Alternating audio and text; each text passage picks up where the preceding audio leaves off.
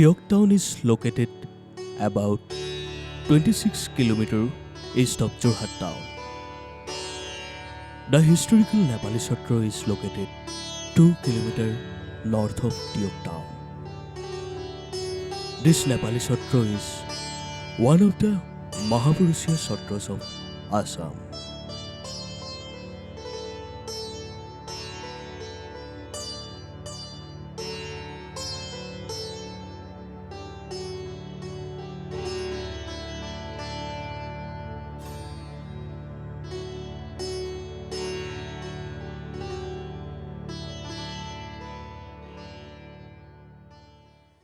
Shri Krishnaya Vasudevaya. The courtyard resonates with the sweet sound of Toba, Honkho, Ghanta, Ka, Tal. The majestic flag of Satra tradition, emblazoned with the Manikuta, waves high in the Namghar, symbolizing the grandeur of faith and spirituality. নমস্কাৰ আজি আমাৰ বাবে সঁচাকৈ সৌভাগ্যৰ কথা আমি আহি উপস্থিত হৈছোহি যোৰহাটৰ টিয়ক নেপালী সত্ৰত আৰু আমাৰ মাজত উপস্থিত আছে এই সত্ৰৰ শ্ৰদ্ধাৰ কিৰণ চন্দ্ৰ দেৱগোস্বামী ডাঙৰীয়া আৰু আপোনাৰ কাৰণে এটা প্ৰথম প্ৰশ্ন আমি লৈ আহিছিলোঁ আচলতে আমি সকলোৱে উৎসুক হৈ আছোঁ জানিবৰ বাবে যে এই টিয়ক নেপালী সত্ৰ এই নামটো আচলতে উৎপত্তি কি ধৰণৰ হয় অকণমান যদি আপুনি ইতিহাসটো আমাক জনায় আমি সঁচাকৈ উপকৃত হ'ম বৰ সুন্দৰ প্ৰশ্ন এটা সকলোৰে মনত সদায় ভাহি থকা এটা প্ৰশ্ন সুধিলে মই ধন্যবাদ দিছোঁ আৰু এই কথাটো লৈ পেলাই বহুতৰ মাজত কিছুমান বিভ্ৰান্তিও আছে মূল কথাটো যেতিয়া চতুৰ্ভুজ পুৰুষোত্তম ঠাকুৰ এটা আৰু চতুৰ্ভুজ দুই ভাই ককাই তেখেতসকলে যেতিয়া ব্ৰাহ্মণসকলক মাতি নি সত্ৰীয়া সংস্কৃতি প্ৰদান কৰিছিল আৰু তেওঁলোকৰ পৰা সৃষ্টি হোৱা এটা বংশ শিষ্য সকলো লৈ একোখন সত্ৰৰ নাম দিয়ে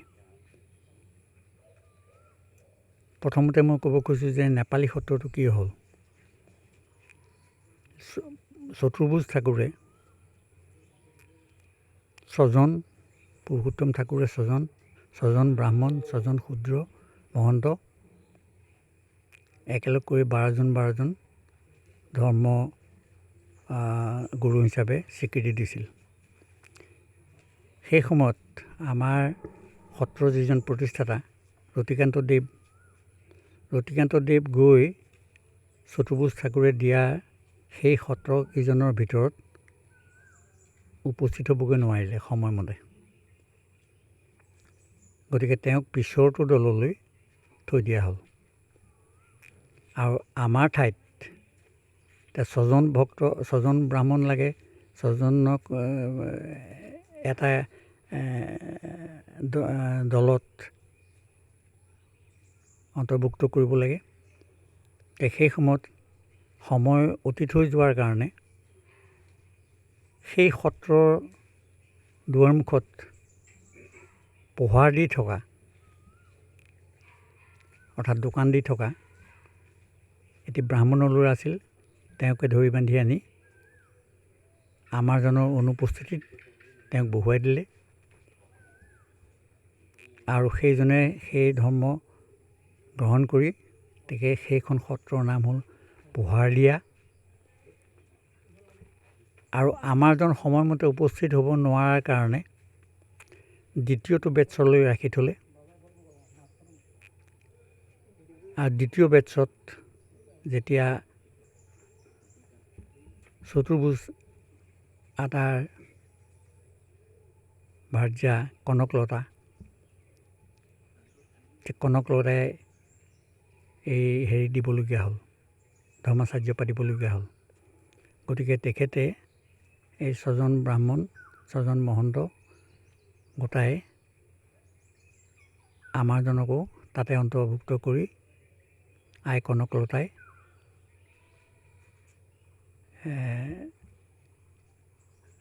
এখন সত্ৰৰ কাৰণে তেখেতক দায়িত্ব দিলে আৰু সিমানতে তেওঁ সেইখিনি লৈ অহাৰ পিছত লগৰখিনিয়ে যিখিনি ইতিমধ্যে পুৰুষোত্তম ঠাকুৰতাৰ পৰা আজ্ঞা পালে সেইসকলে আমাক এই তহঁতি নেপালী তাৰমানে সময়মতে উপস্থিত হ'ব নোৱাৰিলে আৰু সেইকাৰণে ফাৰ্ষ্ট গ্ৰুপত প্ৰথমটো দলত আমাক অন্তৰ্ভুক্ত কৰিব নোৱাৰিলে আৰু নোৱাৰাৰ কাৰণে লগৰবিলাকে আমি যে নাপালোঁ ফাৰ্ষ্ট চান্সটো নাপালোঁ সেইকাৰণে নেপালী বুলি ক'বলৈ ধৰিলে আৰু লগৰবিলাকেও তেতিয়াৰ পৰাই এই নেপালী সত্ৰৰে নাম হ'ল। আমি ল'ব লাগিছিলে পুৰুষোত্তম ঠাকুৰতাৰ পৰা নহ'লে চতুৰ্ভুজ ঠাকুৰৰ পৰা ল'ব লাগিছিল কিন্তু আমাৰ দুইজনৰ সময়মতে উপস্থিত নোহোৱাৰ কাৰণে তৃতীয়টো বেটছত দিবলগীয়া হোৱাৰ কাৰণে আমি আগৰকেইটা চান্স নাপাবা সেইকাৰণে লগৰবিলাকে আমাক নেপালী কৰিবলৈ স্থিতি কৰিলে আৰু তেতিয়া সেই ধৰ্ম গ্ৰহণ কৰি আহি আমাৰ সত্ৰ প্ৰথমতে স্থাপন কৰিলে মাজুলীৰ জেংৰাই নামৰ ঠাইত এটুকুৰাত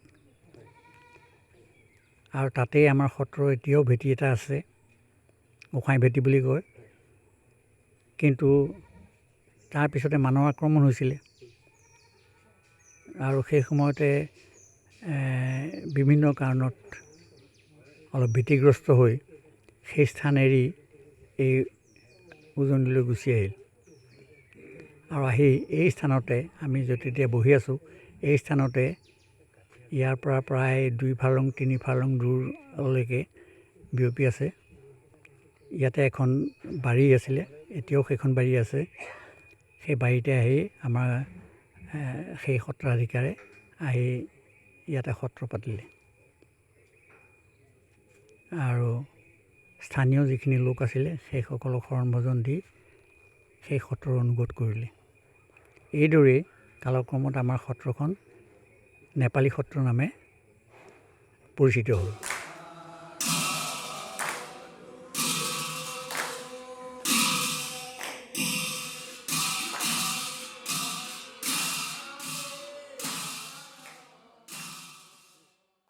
হৰি নামৰ ৰসে বৈকুণ্ঠ প্ৰকাশে। The Nepali Sutra is enveloped by the enchanting sounds of the Vaishnavite devotee chants, filling the air with an outpouring of devotion.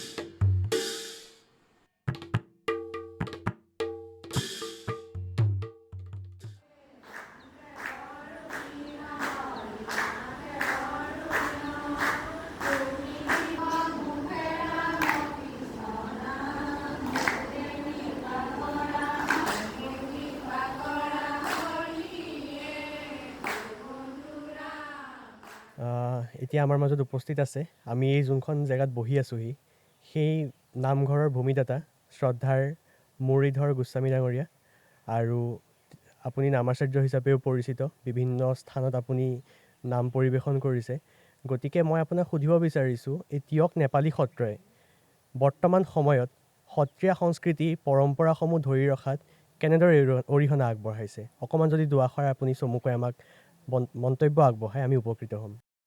Sattriya সংস্কৃতিৰ বিষয়ে ক'বলৈ গ'লে প্ৰথমতে মই এটা কথা ক'ব লাগিব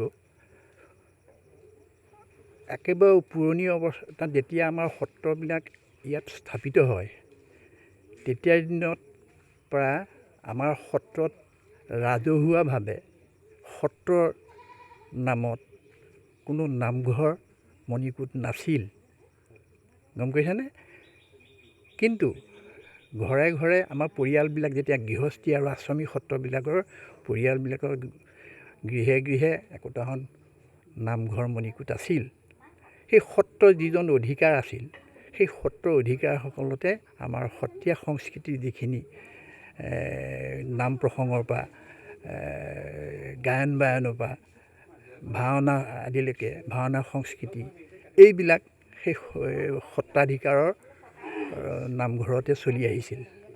কিন্তু দিন বাগৰাৰ লগে লগে আমাৰ যুৱ প্ৰজন্ম বাঢ়ি অহাৰ লগে লগে পঢ়া শুনা কৰি বাহিৰতো বহুতখিনি আমাৰ সত্ৰৰ গ'ল, তাতো ঘৰ দুৱাৰ লৈ পেলাই পৰিয়ালবোৰ চাকৰি তাকৰিৰ ক্ষেত্ৰত থাকিল।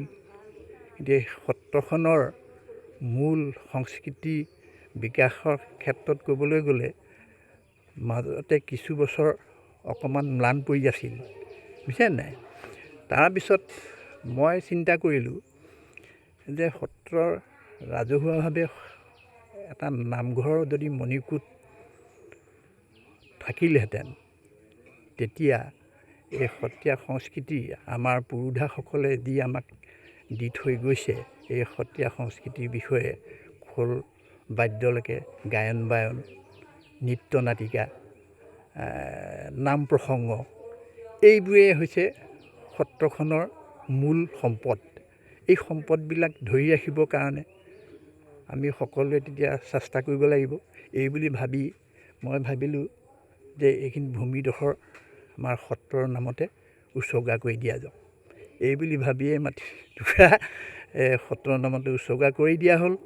ইতিমধ্যে সত্ৰ আমাৰ বিভিন্ন জেগাত চাকৰি তাকৰি কৰি থকা সেইসকলৰ পৰা অনুদান বাহিৰৰ পৰা আহিলে কোনো বিশিষ্ট লোকৰ পৰা অহাৰ পিছত নামঘৰখন কোনো ৰকম মণিকূট আৰু এই ভাগ কীৰ্তন ঘৰৰ ভাগ আৰম্ভ হ'ল।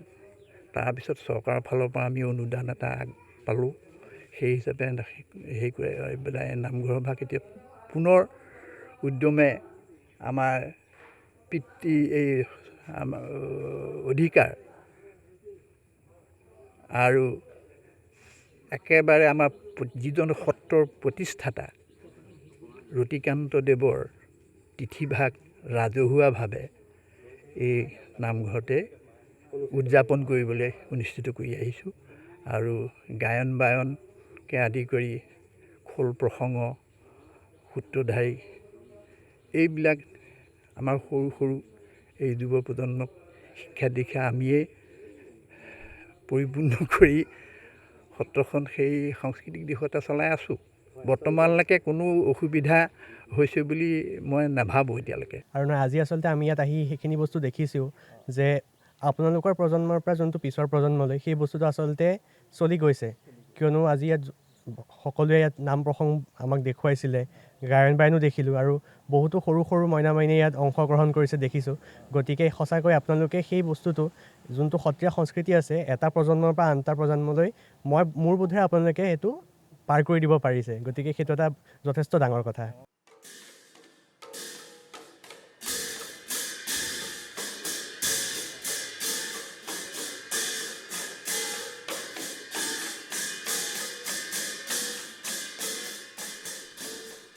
The Nepali Sutra continues to flawlessly preserve the cultural heritage and unfinished legacy of the great saint. Mahaprabhu Srimanta Shankardev, a testament to his profound impact on our collective identity. এই সত্ৰৰে এজন সত্ৰীয়া সংস্কৃতিৰ সাধক, যোৰহাট জগন্নাথ বৰুৱা মহাবিদ্যালয়ত কৰ্মৰত মুৰব্বী অধ্যাপক ইতিহাস বিভাগৰ শ্ৰদ্ধাৰ পংকজ গোস্বামী ডাঙৰীয়াও আমাৰ মাজত উপস্থিত আছে। গতিকে নমস্কাৰ। আৰু আপোনাৰ কাৰণে এটা প্ৰশ্ন আচলতে আছিলে, বৰ্তমান যি আধুনিকতা, যান্ত্ৰিকতা, সকলো মানুহ ব্যস্ত নিজৰ কৰ্মজীৱনক লৈ, নিজৰ কেৰিয়াৰটো লৈ। গতিকে এই সময়ছোৱাত এই সত্ৰ বা সত্ৰ সংস্কৃতিসমূহ কিবা প্ৰত্যাহ্বানৰ সন্মুখীন হৈছে নেকি? অকণমান আপোনাৰ পৰা জানিব বিচাৰিছোঁ।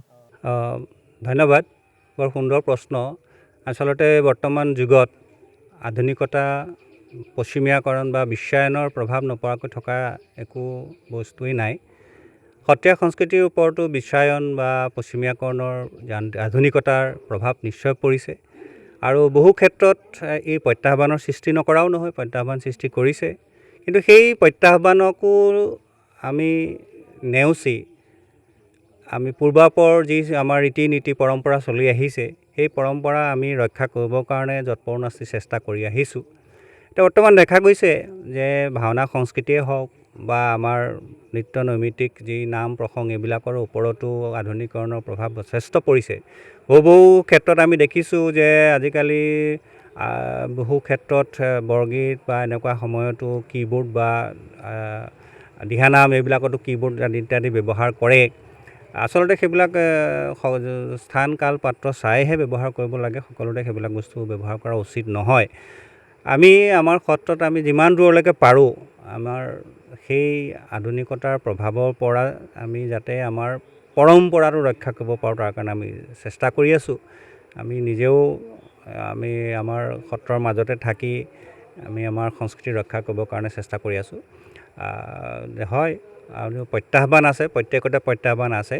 সেই প্ৰত্যাহ্বান গ্ৰহণ কৰি আধুনিকতাও কিছু পৰিমাণে গ্ৰহণ কৰি আমাৰ সত্ৰীয়া সংস্কৃতিক পৰিমাৰ্জিত ৰূপত আগবঢ়াই নিবৰ কাৰণে আমি যৎপৰোনাস্তি চেষ্টা কৰিব লাগিব।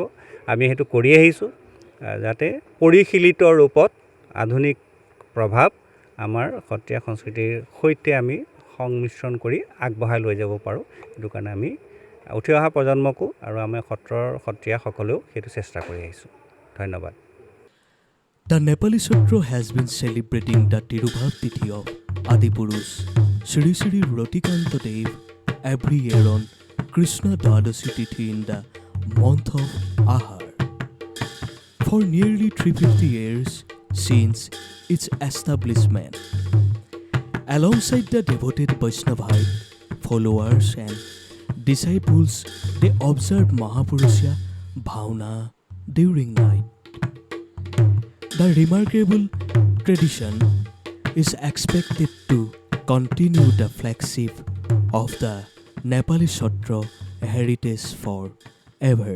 আমাৰ মাজত উপস্থিত আছে এই তিয়ক নেপালী সত্ৰৰ অন্যতম সত্ৰীয়া সংস্কৃতিৰ সাধক আৰু বিশেষকৈ এই অঞ্চলটোৰ যুৱ প্ৰজন্মক সত্ৰীয়াৰ দিশত আগবঢ়াই নিয়া মূল ব্যক্তিজন আপুনিয়েই, শ্ৰদ্ধাৰ প্ৰশান্ত গোস্বামী ডাঙৰীয়া। আপোনাক নমস্কাৰ জনাইছোঁ আৰু আপোনাক সঁচাকৈ ধন্যবাদ দিছোঁ যে আমাৰ দৰে যুৱ প্ৰজন্মক আপুনি আজিৰ এই যান্ত্ৰিকতাৰ সময়ত, আজিৰ আধুনিকতাৰ সময়ত আপুনি হাতত ধৰি ইমান এটা সুন্দৰ কলা সংস্কৃতিৰ দিশত আপুনি তেওঁলোকক আকৃষ্ট কৰিছে। তাৰ বাবে মই ধন্যবাদ জ্ঞাপন কৰিছোঁ। আৰু আপোনাক এই সুযোগতে মই সুধিব বিচাৰিছোঁ, আপোনাৰ এই যাত্ৰা, আপুনি এজন বায়ন হিচাপে ইয়াত আপুনি বহুত বছৰৰ পৰা আপুনি জড়িত, আপুনি সাধক হিচাপে জড়িত। গতিকে এই সময়ছোৱাত আপুনি কেনেকুৱা ধৰণৰ প্ৰত্যাহ্বানৰ সন্মুখীন হৈছে অকণমান আপুনি আমাক জনালে সঁচাকৈ উপকৃত হ'ম। হে মহান গুৰু, অসমীয়াই তুমিয়েই সন্তান। নানা জাতি উপজাতিৰ মহামিলনৰ তীৰ্থভূমিত তোমাৰেই অৱদান। জয়তে মই দুজনা গুৰুলৈ সশ্ৰদ্ধ প্ৰণিপাত জনাইছোঁ। দুইজনা গুৰুৰ আদৰ্শ, পৰম্পৰা, কলা, কৃষ্টি, সংস্কৃতি, তেখেতসকলৰ সেই সংস্কৃতি সৰ্গত কৰি আমি আগুৱাই গৈছোঁ। যুৱ প্ৰজন্মক আধ্যাত্মিক দিশেৰে কেনেকৈ আগুৱাই যাব পাৰি সেই যাত্ৰা দুজনা গুৰুৰ পৰাই আমি অনুকৰণ কৰিছোঁ। বিশেষকৈ কলা আৰু কৃষ্টি আৰু সংস্কৃতিৰ ক্ষেত্ৰত আমাৰ এই শ্ৰী শ্ৰী নেপালী সত্ৰৰ যিসকল যুৱ প্ৰজন্ম বৰ্তমান ইয়াত আছে, তেওঁলোকক মই গায়ন, নৃত্য, বৰগীত এইখিনিক তেওঁলোকক মই কিছু কিছু শিক্ষা দিছোঁ আৰু তেওঁলোক যথেষ্টখিনি আগুৱাই গৈছে। ইয়াৰ উপৰিও এই অঞ্চলৰ বিভিন্ন গাঁৱত গৈ মই গায়ন বায়নৰ প্ৰশিক্ষণ দিছোঁ। তেওঁলোক যথেষ্টখিনি উপকৃত হৈছে। আৰু বিশেষকৈ এই ক্ষেত্ৰত মোৰ শ্ৰদ্ধাৰ প্ৰয়াত প্ৰসন্ন গোস্বামী মোৰ দাদা হয়। তেখেতৰ পৰা মই প্ৰথমতে শিক্ষা লৈছিলোঁ। তাৰপিছত আমাৰ এই সত্ৰৰে প্ৰয়াত সত্ৰাধিকাৰ গোপাল চন্দ্ৰদেৱ গোস্বামী, তেখেত মোৰ গুৰু, শিক্ষাগুৰু আৰু দীক্ষাগুৰু। সেই শিক্ষাগুৰু আৰু দীক্ষাগুৰু গোপাল চন্দ্ৰদেৱ গোস্বামীৰ পৰাই মই যথেষ্টখিনি গায়ন বায়ন নৃত্যৰ ক্ষেত্ৰত মই আগুৱাই যাবলৈ সক্ষম হৈছিলোঁ। বিশেষকৈ মই ৰাস কৰোঁ। আজি 30টা বছৰ মই আমাৰ ইয়াতে এটা অনুষ্ঠান আছে, শংকৰ জ্যোতি কলা কৃষ্টি কেন্দ্ৰ। তাত মই 30 বছৰ ৰাসখন পৰিচালনা কৰি আছোঁ। নৃত্য, গীত আৰু সংগীত এই তিনিওটা বিষয়তে মই আমাৰ 4খন গাঁৱৰ প্ৰায় 30-40 গৰাকী শিল্পীক মই শিকাওঁ। তেওঁলোকে দুদিনীয়াকৈ ৰাস উদযাপন হয় আৰু তেওঁলোকে খুব সুন্দৰভাৱে ইয়াত ৰাসখন পৰিচালনা কৰি লৈ যায়। বিশেষকৈ আমাৰ এই শ্ৰী শ্ৰী নেপালী সত্ৰত এটা কলা কৃষ্টি ক্ষেত্ৰত আমাৰ যুৱ সমাজ সঁচাকৈ আগবাঢ়ি গৈ আছে। বিশেষকৈ তেওঁলোকক মই এই যান্ত্ৰিকতাৰ যুগত বৰ্তমান আমাৰ যি যুৱ উচ্ছৃংখলতা আমাৰ মাজত আহি পৰিছে, সেই যুৱ উচ্ছৃংখলতাৰ পৰা আঁতৰাই কেনেকৈ আধ্যাত্মিক দিশেৰে তেওঁলোকক আমি আগুৱাই লৈ যাব পাৰোঁ, সেইটো কাৰণে মই বহুত চেষ্টা কৰি আছোঁ আৰু চেষ্টা কৰি যাম। বহুত ধন্যবাদ। আৰু আপোনাৰ এই যি প্ৰচেষ্টা তাক সঁচাকৈ শলাগ ল'ব লাগিব। মই আপোনাক প্ৰণাম জনাইছোঁ আৰু ইয়াকে কামনা কৰোঁ যাতে আপোনাৰ এই যাত্ৰা অব্যাহত থাকক আৰু আপুনি আমাৰ দৰে যুৱ প্ৰজন্মক অনুপ্ৰাণিত কৰি আৰু আগবাঢ়ি যোৱাত সহায় কৰক, তাৰে কামনা কৰিছোঁ। আমি এতিয়া আহি উপস্থিত হৈছোঁহি যোৰহাট তিয়কৰ নেপালী সত্ৰৰ সত্ৰাধিকাৰ প্ৰভু ঈশ্বৰ দুলাল চন্দ্ৰ দেৱগোস্বামীৰ ওচৰত। আৰু প্ৰভু, আপোনালৈ মই নমস্কাৰ জনাইছোঁ, সেৱা জনাইছোঁ। আৰু আপুনি বৰ্তমান 93 বছৰ বয়সতো এই সত্ৰীয়া সংস্কৃতি সাধক হিচাপে যিখিনি সেৱা আগবঢ়াইছে তাৰ বাবে মই সঁচাই আপোনাক নতশিৰে সেৱা জনাইছোঁ। আৰু শুনিবলৈ পাইছোঁ আপুনি নিৰ্মালী প্ৰদান অনুষ্ঠান যোৱা কিছুদিনৰ আগত সম্পন্ন কৰিছে, গতিকে সেই সম্পৰ্কে আপুনি দুআষাৰ ক'ব নেকি? ভাল। আমাৰ পূৰ্বানুক্ৰমে অধিকাৰ বুঢ়া অধিকাৰ অৱসৰ ল'বলগীয়া সময়ত ডেকা নিৰ্মালি দিয়ে। ডেকা এজন বুঢ়া অধিকাৰ পাছৰ বয়সৰ। এতিয়া আমাৰ বৰ্তমান নেপালী সত্ৰত দ্বিতীয়জন হ'ল তৰুণ গোস্বামী। তৰুণ গোস্বামীৰ মোতকৈ বৰ বেছি বয়সৰ কম নহয়, 4 বছৰমানহে কম। তেওঁ যোৱা দেওবাৰে ইয়াত অধিকাৰ নিৰ্মালি দিয়া হ'ল আৰু এতিয়া তেওঁ গুৰুভাৰ বহন কৰিছে সত্ৰৰ। বাকী আছে ডেকা সেইসকলে বংশসকলৰ নিয়ম নীতি পালন কৰি নাম গুণ পাঠ প্ৰসন্ন কৰি নামঘৰ চলাই আছে। এইটো এতিয়া চলি আছে বংশ। This very ancient inscription are a rare treasure of the Nepali Satras. There are 26 Satradhikars who have made significant contributions to the society through educational, cultural, and Satra culture. Among these, the late Satradhikar Sahityacharya Jyotirendra Goswami held the seat of president of the Ahom Sahitya Sabha. Finally, the Nepali Satra of Tiok brings to mind an educational, spiritual, literary, and cultural society covered with the Kshatriya tradition. Let this society continue to flow like a flowing river. Jayatu Nepali Satra.